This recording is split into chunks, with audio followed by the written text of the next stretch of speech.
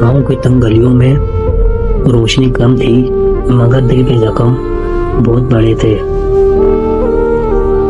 सारा एक बार फिर अपने कमरे की खिड़की के पास बैठी थी, आंखों में आंसू, हाथ में एक पुरानी डायरी और दिल में बेपनाह तन्हाई।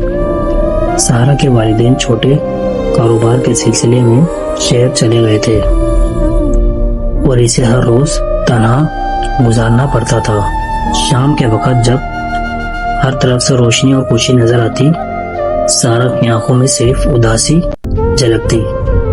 पड़ोसन की लड़कियां खेल रही थीं, हंसी के शोर शराबे गूंज रही थी, मगर सारा का दिल भारी था।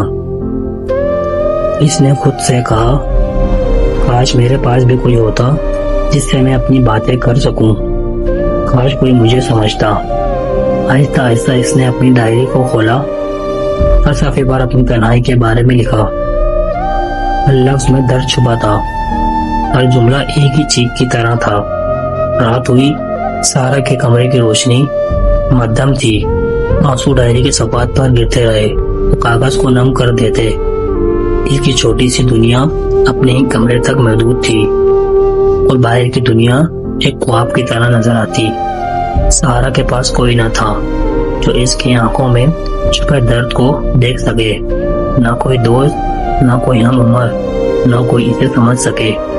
इसने खुद से वादा किया और मजबूत हो गई, मगर आज रात, आज की तन्हाई, आज के आंसू इसके दिल को ज्यादा तोड़ गए।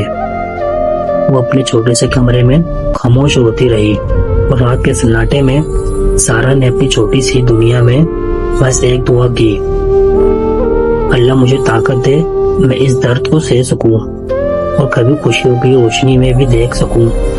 उसने अपने आप से कहा, ये दर्द कभी खत्म नहीं होगा, मगर मुझे मजबूत होना होगा। कल फिर उम्मीद की रोशनी तलाश करनी होगी। वो एक लम्हे के लिए खामोश होकर आसमान की तरफ देखती, जहाँ एक छोटा सा सितारा चमक रहा था। इसकी तरह छोटा था, मगर उम्मीद भरा था।